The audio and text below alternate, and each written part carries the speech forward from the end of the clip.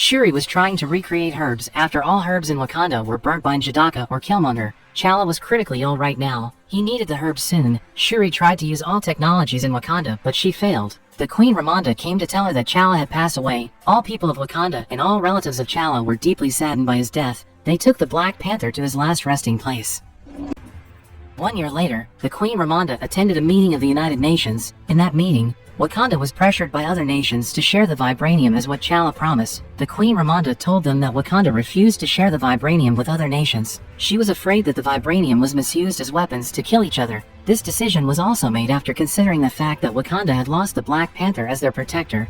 But despite that fact, it didn't mean that Wakanda had become a weak nation. They had strengthened their defense instead to protect the vibranium. As the evidence, Okoye and the Dora Milaje had defeated and arrested the French army who tried to steal the vibranium in Wakanda's mine of vibranium. With the evidence of the arrest of the army, the Queen Ramonda warned everyone to not underestimate Wakanda, especially not to misuse the vibranium illegally. In the Atlantic Ocean at night, the CIA agents used the new vibranium detector in their expedition to find vibranium in the ocean. With the help of the detection device, they found the mine of vibranium that they were looking for. Some divers were ordered to get at the bottom of the ocean to inspect the mine, but not long after that, the divers were gone mysteriously one by one.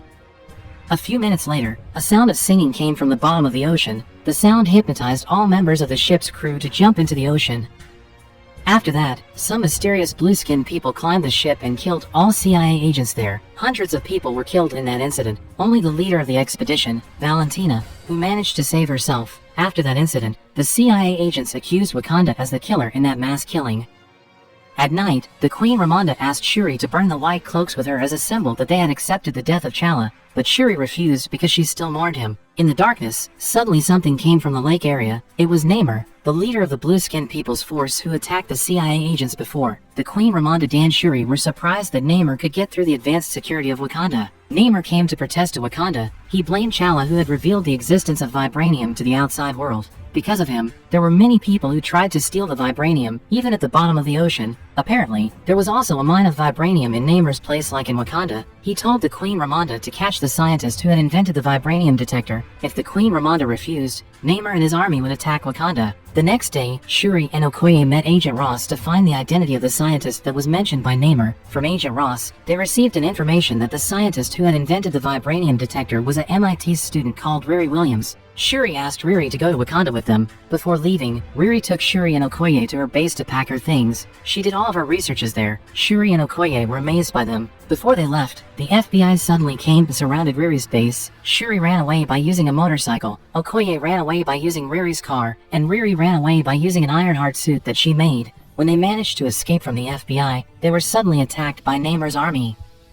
The leaders of the army that were called Otima and NAMOR killed all the FBI personnel and fought Okoye, who was there alone. Okoye was finally defeated because she couldn't fight all of their crew alone. Riri and Shuri then were kidnapped and brought by Namor's army to an underwater kingdom that was called Talokan. In Wakanda, Okoye reported about everything that had happened. She was defeated by Namor's army when she was trying to protect Princess Shuri. Unfortunately, the Queen Ramonda didn't accept her excuse. Okoye was fired from the Dora Milaje. The Queen Ramonda visited Nakia, who lived in Haiti. She told her that Shuri had been kidnapped, so she asked for her help to find Shuri. Not long after that, Nakia received an information about the location of the Talokan kingdom from local people. At the same time, Shuri was brought to meet Namor. Namor told Shuri about his background. Apparently, he had lived for hundreds of years. Back then, Namor's mother, who was pregnant, suffered from a mysterious disease. She and other local people were given a remedy in the form of liquid herb that was found at the bottom of the sea. The herb was similar to the herb in Wakanda, except this one was blue. After Namor's mother and the local people drank the remedy from the traditional doctor, their skin turned into blue. They also couldn't breathe normally in the land.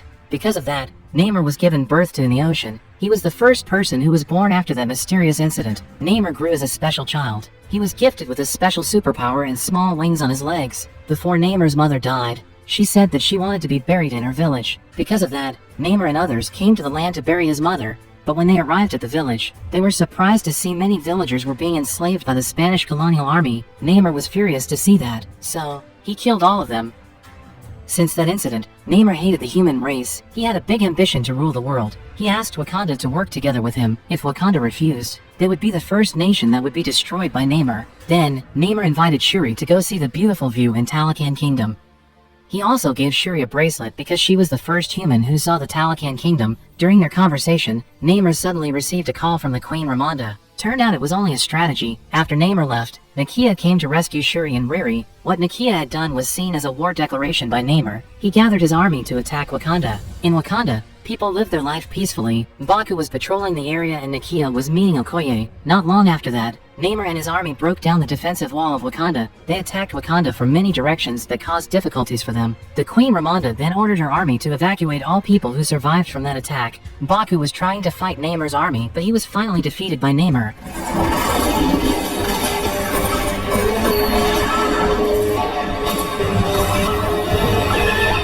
Shuri came with an airplane and shot Namor, but she failed because Namor moved so fast when he was underwater. Namor attacked them with water that drowned the Queen Ramonda and Riri Williams. The Queen Ramonda, who was still conscious, tried to save Riri, but unfortunately, she died because of it. Namor didn't regret what he did. He warned Wakanda that he would come back in a week if they refused to bring Riri Williams to him.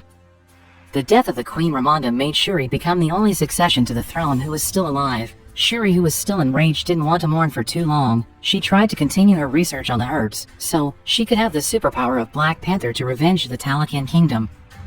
Shuri used a piece of bracelet that Namor gave her. She thought the bracelet was also made by herbs. Shuri and Riri worked together to create various weapons. Shuri finished the new suit of the Dora Milaje, which was equipped with many weapons and defenses. Riri also tried to upgrade the Ironheart suit so it could be used in the battles. Shuri's effort wasn't useless. She finally found the right formula to regrow the herbs. Nakia dissolved the herb and gave it to Shuri. According to the tradition, Shuri was sent to the world of the ancestors, but she didn't find the Queen Ramonda there. Instead, she found her cousin, Killmonger. Shuri was surprised and mad when she met Killmonger. She felt like she was left by her ancestors. She also despised Killmonger, but Killmonger told her that they met there because they were the same. They both had a big ambition to take a revenge. Killmonger also told her that all former Black Panthers were weak people. He burnt all the herbs so there wouldn't be the next Black Panther. But now he saw a strong Black Panther in Shuri. After that, Shuri woke up and became mad because she didn't meet her ancestors. Nakia thought that their experiment had failed. But turned out Shuri already had the Black Panther superpower.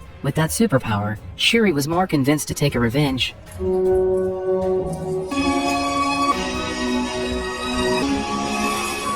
princess!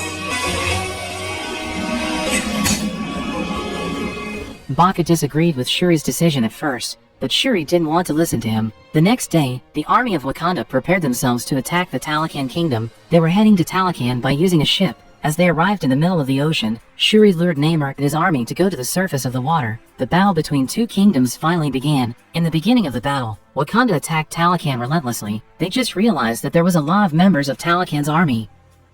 From other directions, Riri with her Ironheart suit and Shuri with her Black Panther suit fought Namor directly. Shuri managed to trap Namor by luring him to get into the airplane that she had prepared to dry out Namor. Shuri planned to take Namor to a desert so they could have a fight there. After finding out that Namor had been caught, Baku ordered the Wakanda army to retreat, but NAMOR blew their ship machine up so they couldn't go anywhere. In that situation, the Talokan army turned things around and surrounded the Wakanda army.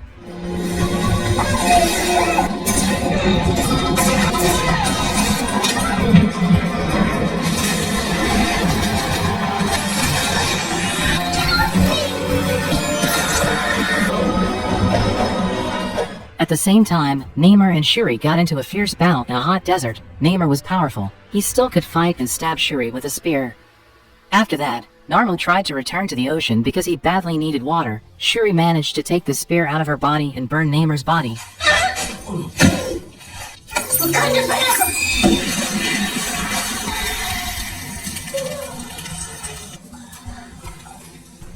When she tried to kill Namor, she suddenly had a vision from the Queen Ramonda. The Queen asked Shuri to let Namor go because she didn't want any bloodshed in their battle. Namor finally submitted to Shuri and agreed to be Wakanda's ally. Because of that decision, the Talokan army and the Wakanda army had become ally and reconciled with each other. After that battle, Wakanda finally regrew their herbs. Before leaving Wakanda, Shuri gave Riri a car as a farewell gift. In Talokan, Namor was mad at Namor because he had given up to Wakanda. Namor told her that someday Wakanda would need a help from Talokan because they didn't have another ally from the outside world. They could take advantage of that situation to revenge humans in the outside world. In Wakanda, while Shuri was gone, Baka usurped the throne. Shuri was visiting Nakia in Haiti at that moment. She burnt the white cloak like what her mother wanted back then. It was a symbol that she had accepted the death of her mother and brother. Apparently Nakia had a son with Chala. Chala agreed to raise their son in Haiti so he wouldn't be bothered by politics in Wakanda. Their son was called Toussaint. His real name was Prince Chala.